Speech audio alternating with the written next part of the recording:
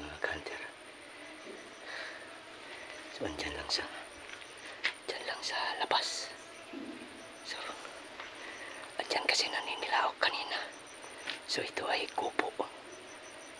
Ayan. Update ko na lang kayo mamaya mga kanter kung ano na ang sitwasyon ng ating mga pangati. Parang nahuli na sa patakir natin mga kanter.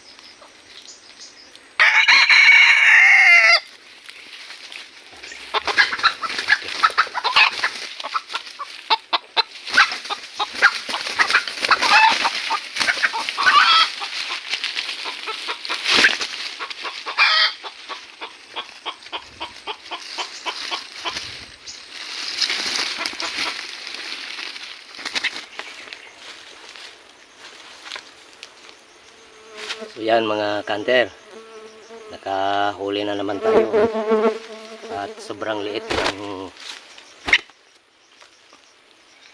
ng labuyo na to mga kanter at napakaganda rin yung kanyang palong. Yan, dalawang tinik sa isang puno. So napakaliit na klaseng labuyo to mga kanter. At nahuli siya sa ating pataker. Ayan, yung pangati nating inahin.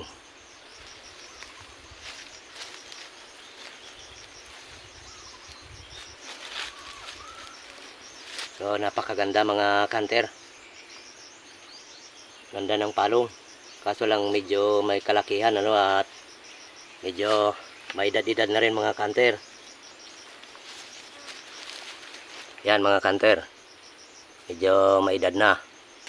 Ang tawagan dito ay napakaliit na klaseng labuyo to mga kanter.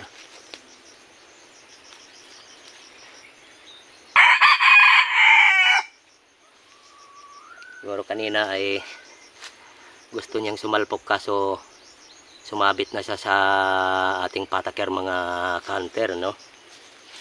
So ito yung hindi ko nahuli nung nakarang video natin na hindi sumalpok. So konting-konti na lang sana noon ay mahuli na siya. Kulang na lang na isang salpok na lang talaga eh makukuha na sana natin nung nakaraang video, pero ngayon ay hindi na siya nakatakas sa atin mga kanter dahil sumabit na siya sa ating pataker.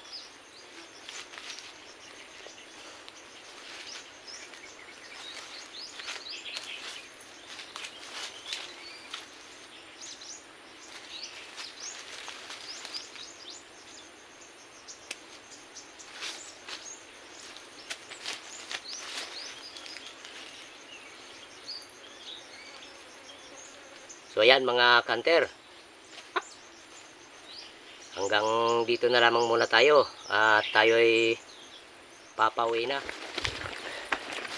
So uwi na tayo mga kanter.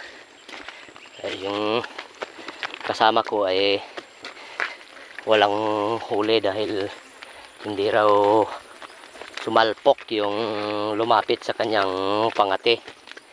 So yan pala yung kasama ko mga kanter. Apoy!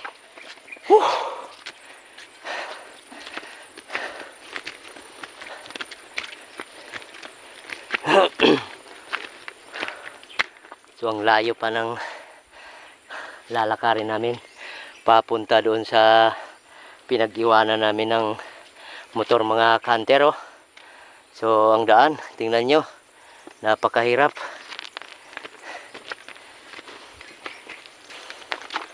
Pero okay naman din, medyo na bawi naman konti dahil may isa tayong nahuli na labuyo. Ayan.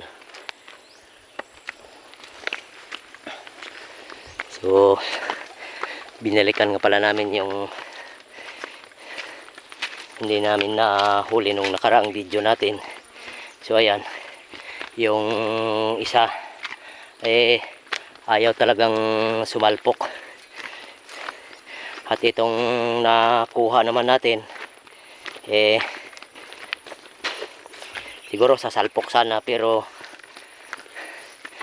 naiwan siya dahil may patakir tayo na nilagay sa paligid ng ating pangating babae at lalaki, ano. So patakir pa lang ay huli na siya. So ayan mga kanter, sana wag niyo pa rin kalimutang mag-subscribe, like, comment, pakihit na rin ang notification bell natin para lagi kayong updated sa mga bidyong may upload natin, ano. So ayan, hanggang dito na muna, hanggang sa muli.